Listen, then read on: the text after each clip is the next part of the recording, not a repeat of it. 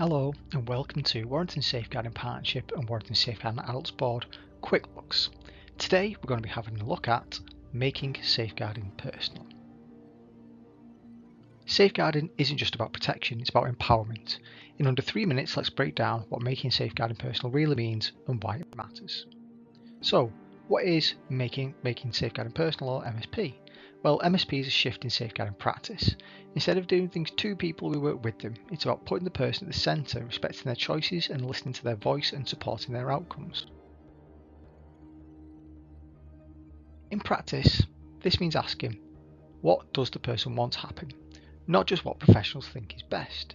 It's about having real conversations and not ticking boxes and making sure safeguarding feels supportive and not intrusive. In previous language, you might see people referred to as vulnerable adults.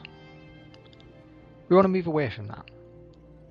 The term adult at risk is used instead of vulnerable adult to avoid suggesting the person is inherently flawed or to blame for their situation. We need to take into account that it's circumstances that lead to risk. Safeguarding process is something people are part of, not something that is done to someone. Let's look at a real world example. Let's look at Sarah, for example. She's at risk of financial abuse. Instead of jumping in with decisions, a social worker asks her what she wants. Together they explore options involving a trusted family member and setting up financial controls. Sarah feels that she's been heard, respected and safe.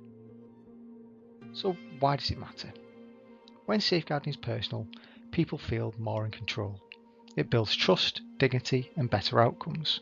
So, next time you're involved in safeguarding, ask yourself, is this personal? Because that's where the real protection begins.